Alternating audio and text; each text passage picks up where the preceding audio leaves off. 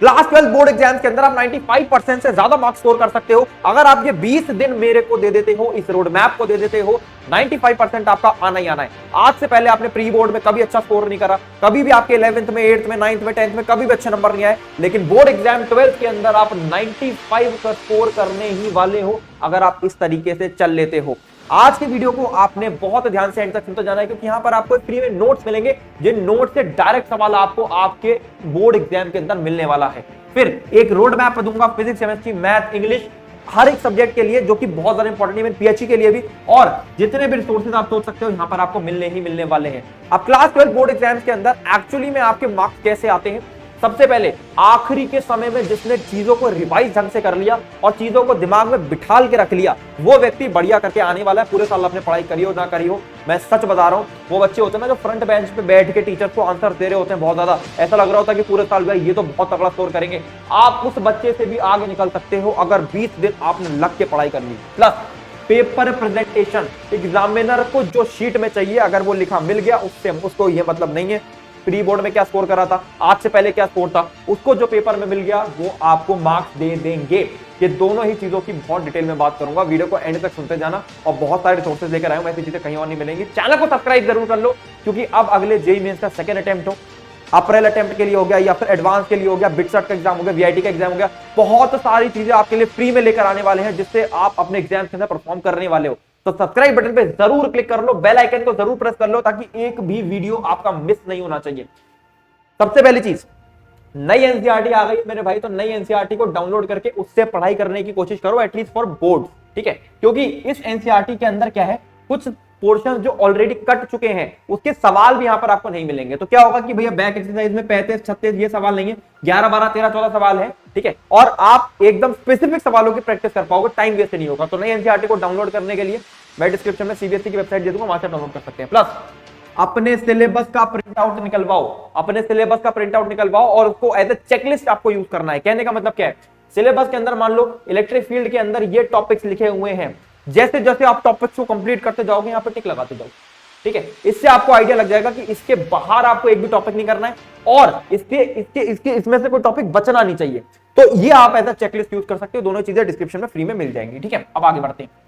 सबसे पहले अपने वेटेज को हमें समझना होगा, हमारा मैप कैसा लगेगा। देखो, हमें एक चैप्टर को बोर्ड लेवल पर अगर कंप्लीट करना है, फुल मार्क्स वहां से लाने हैं, तो कैसे लेकर आएंगे? सबसे पहले हम वेटेज को समझेंगे कि भाई किस चैप्टर से कितने मार्क्स के सवाल आ रहे हैं। फिर हम ये समझेंगे कि चैप्टर का मैप क्या है, मतलब एक चैप्टर को कंप्लीट करने के लिए क्या रिसोर्सेज का यूज करा जाए। फिर हम ये समझेंगे कि एक रिवीजन स्ट्रैटेजी क्या होनी चाहिए, कि अगर हम मान लो चैप्टर को कंप्लीट कर रहे हैं तो उसका रिवीजन कैसे करें, और अल्टीमेटली उस चैप्टर का प्रेजेंटेशन कैसे करके आए। तो वीडियो को एंड तक सुनते जाना मेरे भाई, बहुत इंपॉर्टेंट वीडियो है, क्योंकि इससे आपकी सारी चीजें क्लैरिटी से पता लगेगी। फिजिक्स की मैं बात कर रहा हूं, ठीक है? ये सीबीएसई का ऑफिशियल सिलेबस में से ही मैंने उठाया है। क्या है भैया ये? फिजिक्स की थ्योरी के अंदर, अच्छा सबसे पहले बता दूं, अगर आप कोई और बोर्ड एग्जाम की भी तैयारी कर रहे हो, महाराष्ट्र बोर्ड हो गया या कोई भी एमपी बोर्ड वगैरह हो गया, जो हम नोट्स आपको प्रोवाइड करने वाले वो हर एक नोट्स वो हर एक बोर्ड के हिसाब से हैं। लेकिन ये जो चीज है ये मैंने सीबीएसई के हिसाब से लगाई है, आप अपने रिस्पेक्टिव बोर्ड का डाउनलोड कर इसी प्रकार से एनालिसिस कर सकते हो। समझ लो क्या है ये, आपके 9 चैप्टर्स, ये 9 यूनिट आपकी आने वाली है, ठीक है? इसमें से अगर आप बहुत ध्यान से देखेंगे, जो आपका dual nature of radiation matter है, atoms and nuclei, electronic devices है, ये आपको 19 मार्क्स के सवाल देने वाले हैं। तो इसको हम लोग पहले कंप्लीट करेंगे, ठीक है? इसको हम लोग पहले कंप्लीट करेंगे। फिर उसके बाद इलेक्ट्रोमैग्नेटिक वेव्स हो गया, ऑप्टिक्स हो गया, ठीक है? यहां से हमें 18 मार्क्स मिलने हैं, तो इसको हम लोग दूसरे नंबर पे कंप्लीट करेंगे। फिर electromagnetic induction, alternating current and magnetic field of current, थोड़ा बड़ा यूनिट है इसलिए मैंने इसको तीसरे नंबर पे डाल दिया, तो इसको हम तीसरे नंबर पे कंप्लीट कर रहे होंगे। और उसके बाद इलेक्ट्रोस्टैटिक्स एंड करंट इलेक्ट्रिसिटी, इसको हम लोग चौथे नंबर पे फाइनली सब चीजें करने के बाद फाइनली उसको कंप्लीट करेंगे। पहले उसको लेकर मत बैठ जाना, क्योंकि देखो वेटेज हम लोग 16 नंबर आ रहे हैं, 19 नंबर यहां से आ रहे हैं। तो 19 नंबर को अगर हम पहले कंप्लीट कर लें और उसके 2 से 3 बार रिवीजन लगा लें, तो ये तो हमारे कंफर्म हो जाएंगे और ये इजी चैप्टर्स हैं। प्लस क्या है, अगर आपको लगता है कि यार आप इतने सारी चीजें नहीं कर पा रहे हो, कोई बात नहीं, आप ये वाला पोर्शन, ठीक है, ये वाला पोर्शन और इलेक्ट्रोमैग्नेटिक वेव्स एंड ऑप्टिक्स, ये वाला पोर्शन, मतलब electromagnetic waves and optics, dual nature of radiation matter, atoms and nuclear electronic devices, इतना अगर आप करके चले जाते हो, आपको 50% मार्क्स हो जाते हैं। यानी 70 में से 35 नंबर आपके आ ही जाने, और बाकी 30 नंबर तो टीचर भी दे देगा वहां पर, और थोड़ा बहुत तो ये भी करके चले जाओगे। तो इस तरीके से आप चल सकते हो, आपके पासिंग मार्क्स आ सकते हैं। फिजिक्स के अंदर हमें कैसे चलना है, वन शॉट्स का यूज करो, ठीक है? वन शॉट के लिए बहुत सारे चैनल्स हैं, अमन दत्तरवाल भैया का चैनल यूज कर सकते हो, अपनी कक्षा का जो चैनल है वो यूज कर सकते हो, सीबीएसई क्लास वीडियोस करके चैनल है वो यूज कर सकते हो, बहुत सारे चैनल्स हैं। 2 घंटे का वन शॉट आपको कहीं से मिल जाए, उसको आप देख लो, 2 घंटे 3 घंटे, इससे ज्यादा नहीं, ठीक? फिर एनसीईआरटी का आपने ओवरव्यू लेना है, एनसीईआरटी का ओवरव्यू लेना है। तो एनसीईआरटी का ओवरव्यू लेने से क्या होगा, हमें ये चीज पता लग जाएगी कि जो वन शॉट हमने देखे हैं, जो वन शॉट हमने देखे हैं, उन वन शॉट से ही क्या ये चीज आई हुई है। तो इस चीज का हमको ओवरव्यू थोड़ा सा ले लेना है। अब आगे बढ़ जाते हैं, ठीक है। अब आगे हमें क्या करना है, अब तो आपको हमारे नोट्स का यूज करना है। अब मैं नोट्स आपको 1 मिनट दिखा देता हूं सबसे पहले कि नोट्स में एक्चुअली में है क्या। तो ये नोट्स हमने खोल लिए हैं। इस नोट्स के अंदर आपको क्या मिल जाएगा, सबसे पहले तो आपको थोड़ा सा थ्योरी मिल जाता है, लेकिन थ्योरी की इतनी ज्यादा जरूरत नहीं कहूंगा मैं। आप एनसीईआरटी का ओवरव्यू ले लेते हो, वो काफी है। या आखिरी के दिनों में अगर रिवीजन कर रहा हूं तो उसके लिए आप इसको यूज कर सकते हो। फिर आपने क्या करना है, आपने ये जो माइंड मैप है, जो माइंड मैप है, इसको आपने प्रिंट आउट निकलवा लेना है। इसका आपने ये तो नोट्स का ही प्रिंट आउट निकलवा लेना है, तो माइंड मैप निकलवाओगे। ये माइंड मैप के अंदर ना मार्किंग्स कर लेना, ऐसे करके मार्क कर लेना चीजें कि भाई ये मेरे को याद हो गया, ये याद हो गया, ये याद हो गया, यहां मैं फंस रहा हूं उसको 4 मार्क कर लिया, इस तरीके से ना। तो इसकी रीडिंग अगर आप रोज लगाओगे, तो आपको पूरा माइंड मैप अगर याद हो गया तो हर चीज दिमाग में रिटेंशन आपका हो जाएगा। जो मैंने लिखा था ना, रिवीजन और रिटेंशन, यहां से करो ना। अब देखो इंपॉर्टेंट चीज, यहां पर मैंने आपको इंपॉर्टेंट क्वेश्चंस दे रखे हैं। तो इसके अंदर क्या है, पहले तो मल्टीपल चॉइस क्वेश्चंस है, मल्टीपल चॉइस क्वेश्चंस आपको मिल जाते हैं, ठीक है, जो बोर्ड एग्जाम के अंदर आपके आने वाले हैं। फिर उसके बाद अच्छा एक चीज का ध्यान रखना, ये जो मैंने सारी चीजें बनाई हैं, ये बनाई है हर एक बोर्ड एग्जाम के एस्पायरेंट के हिसाब से, चाहे वो एमपी बोर्ड हो, चाहे वो महाराष्ट्र बोर्ड हो, चाहे वो सीबीएसई बोर्ड हो। तो आप एक बार अपने सिलेबस के अकॉर्डिंग इसमें मार्किंग्स कर लेना, ठीक है, क्योंकि ये चीज हर बोर्ड एग्जाम के हिसाब से बताई गई है। अब केस बेस्ड स्टडी क्वेश्चंस भी मैंने यहाँ पर बना रखे हैं आपके लिए, ठीक है। फिर very short answer reason question जो आपको देखने मिल सकते हैं, वो भी यहाँ पर डले हुए हैं। इसके अलावा जो लॉन्ग क्वेश्चंस आपको इस चैप्टर के अंदर देखने मिल सकते हैं, और कौन कौन से ईयर में क्या क्या लॉन्ग क्वेश्चंस आए हुए हैं, वो ईयर के साथ मैंने यहाँ पे डाल रखे हैं। इसके अलावा क्या क्या शॉर्ट क्वेश्चंस आपको देखने मिल सकते हैं, वो शॉर्ट क्वेश्चंस भी यहाँ पर आपको मिल जाएंगे। तो ये कंप्लीटली आपको ये एक पूरा कंप्लीट रिसोर्स है कि प्रैक्टिस करने के लिए अगर आपने यहां से प्रैक्टिस कर ली तो एक भी सवाल इसके बाहर आपको बोर्ड एग्जाम के अंदर नहीं मिलने वाला है। पूरा बोर्ड का 100% पेपर यहीं से आएगा, ठीक है। तो ये नोट्स आप डाउनलोड कर सकते हो, डिस्क्रिप्शन में मैं लिंक दे दूंगा, फ्री में आप डाउनलोड कर सकते हो। ऐसी चीजें यार यही मिलने वाली हैं, तो सब्सक्राइब जरूर कर लो, क्योंकि हम ताकि ऐसी चीजें आपके लिए लेकर आ सके। अब हमने यार ये चीज कंप्लीट कर लेनी है सबसे पहले आपने, ठीक है। और आंसर को लिखते समय कीवर्ड्स को पकड़ने की कोशिश करनी है कि भाई गॉस लॉ के ऊपर आंसर लिखना है तो किस कीवर्ड के बेसिस पे हमें आंसर लिखना है, और उस कीवर्ड को अंडरलाइन भी कर लेना है, क्योंकि एग्जाम के अंदर भी काम कर। भाई देखो, एग्जामिनर को 15 मिनट मिलते हैं कॉपी चेक करने के लिए, एक कॉपी चेक करने के लिए 15 मिनट में तुम कॉपी रीड कर लोगे? ह्यूमनली पॉसिबल नहीं है। वो क्या पढ़ते हैं, कीवर्ड्स को पकड़ते हैं। गॉस लॉ के अंदर ये चीज मिल गई, पूरा टिक, ये चीज मिल गई, पूरा टिक। तो हमें क्या करना है, कीवर्ड को लिख कर अभी अंडरलाइन कर लो, एक्चुअल में जब आंसर लिखेंगे वहां पर अंडरलाइन करके देंगे, नंबर मिल जाएंगे, ठीक। फिर माइंड मैप्स के थ्रू हमको रिवीजन कर लेना है, ठीक है। अब सबसे बड़ी दिक्कत फिजिक्स के अंदर डेरिवेशंस याद नहीं होती है भैया। डेरिवेशंस को कैसे याद करें, डेरिवेशंस के मैप खुद बनाओ। देखो बहुत सारे मैं अमन भैया के बारे में बात करता हूं, अमन दत्तरवाल भैया ने यह भी रिसेंटली वीडियो डाला था जहां पे सारी डेरिवेशंस एक जगह पर दे रखी हैं, लेकिन आप उसका प्रिंट आउट निकलवा लो। लेकिन मैं बोलूंगा कि इसका आप खुद मैप बनाओ, ताकि एक बार जब आप खुद लिखोगे तो आपको ना ये चीज बहुत जबरदस्त लेवल पे याद हो जाएगी। तो इसको आपने खुद से इस चीज को डिजाइन करो। ज्यादा डेरिवेशन नहीं है, 30-35 डेरिवेशन है। जैसे ही आप एक डेरिवेशन को याद करते हो, एक जगह लिखते जाओ, आप अपनी राइटिंग में जब पढ़ोगे ना तो आपको बहुत जबरदस्त लेवल पे याद हो जाएगी। प्लस क्या है, डेरिवेशन को याद करने की एक ट्रिक बताता हूं आपको। आप क्या करो, आप एक इनिशियल स्टेप याद कर लो हर डेरिवेशन का, एक मिड स्टेप याद कर लो और एक एंड स्टेप याद कर लो, बस।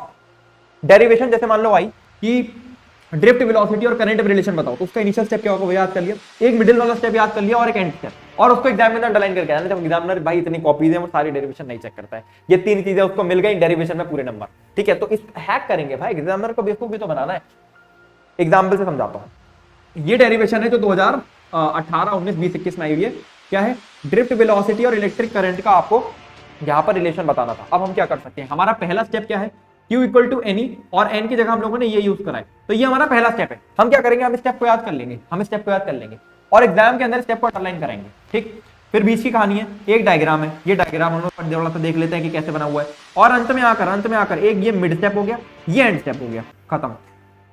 तुम बीच में कुछ भी कहानी लिख दो, बस किसी तरीके से ये सारे स्टेप को एक साथ कनेक्ट करा देना। बट अगर डेरिवेशन याद हो जा रही तो बहुत ही बढ़िया, तो पूरे लिखाओ। अगर याद नहीं हो रही है उस केस में मैं आपको बता रहा हूं, अगर दिमाग में आपको डेरिवेशन एग्जाम में मान लो आप भूल भी गए, तो ये 3 स्टेप लिखकर आ जाना, बीच में कुछ भी कहानी लिखकर आ जाओगे, एटलीस्ट आधा नंबर मान लो, अगर 3 नंबर का क्वेश्चन 1.5 नंबर 2 नंबर मिल ही जाएगा।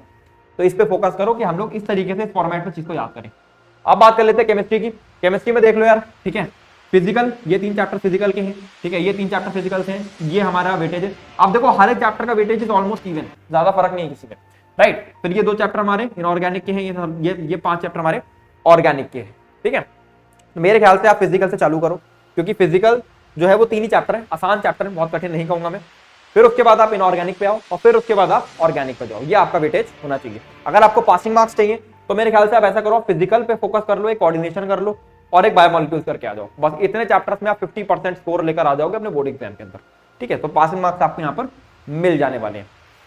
करना कैसे है, वन शॉट वीडियोस का यूज करो। वन शॉट वीडियोस बार बार रिकमेंड कर रहा हूं, अपनी कक्षा चैनल के आप देख सकते हैं, वेदांतु का चैनल से आप देख सकते हैं, आप सीबीएसई क्लास वीडियोस चैनल से देख सकते हैं, अरविंद एकेडमी का चैनल है वहां से आप देख सकते हैं। तो there lot more other channel जहां से आप ये वीडियोस को प्रेफर कर सकते हो। एक मैं रेफर कर देता हूं, भरत पंचाल केमिस्ट्री करके चैनल है, वहां से आप केमिस्ट्री वीडियो देख सकते हैं, अच्छा चैनल है। एनसीईआरटी ओवरव्यू आपने लेना है, जैसे आपने वन शॉट देखा, एनसीईआरटी का ओवरव्यू लेने में कोई दिक्कत नहीं है कि एक बार रीडिंग लानी ऊपर से ये मैंने पढ़ लिया, मैंने पढ़ लिया, मैंने पढ़ लिया, मैंने पढ़ लिया, इस तरीके से। हाँ, और बाकी जो आपका सिलेबस है ना वो तो लेके बैठोगे साथ में, ताकि उस पर टिक्स लगाते रहो। सिलेबस को चेकलिस्ट की तरह यूज करना है।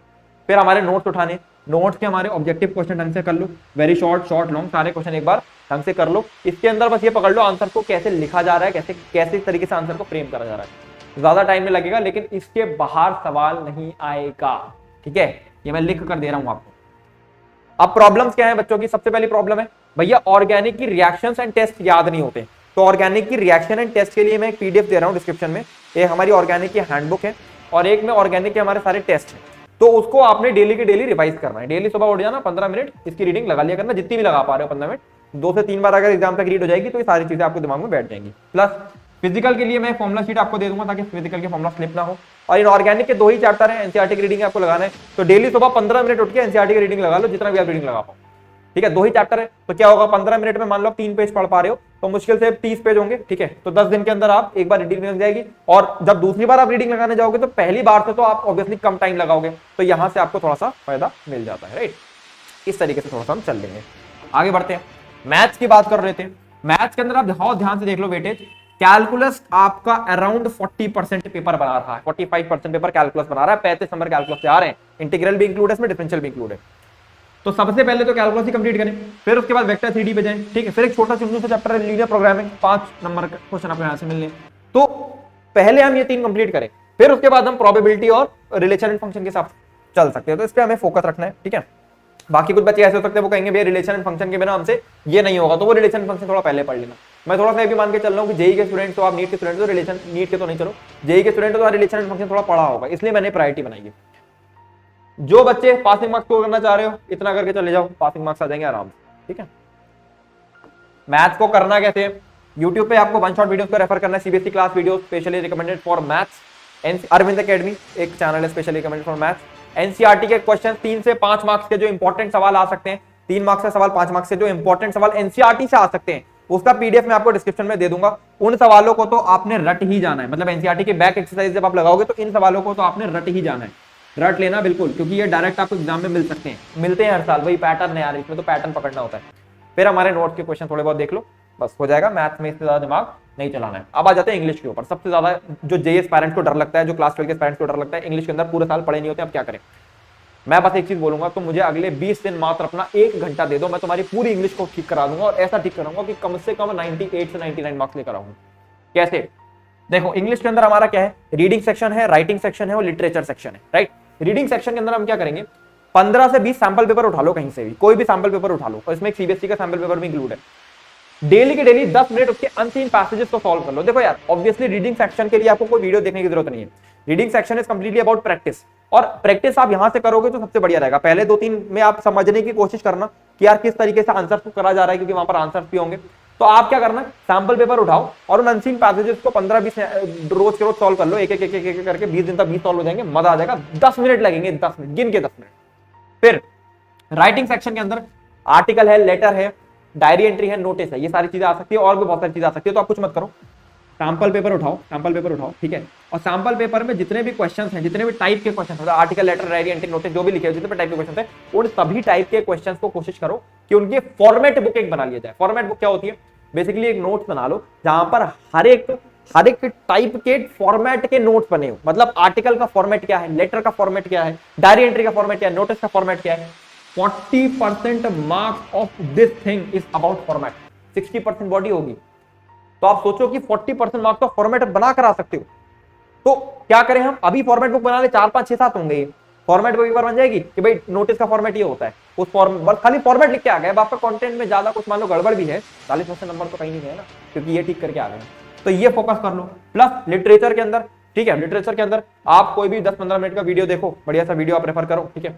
एक मैं आपको रिकमेंड कर देता हूँ, बीकेपी करके एक चैनल है, बीकेपी क्लास 12 के लिए, बीकेपी क्लास 12 आप सर्च कर लेना, ये एक चैनल है, ठीक है, लिंक डिस्क्रिप्शन दे दूंगा, इसको आप रेफर कर सकते हो।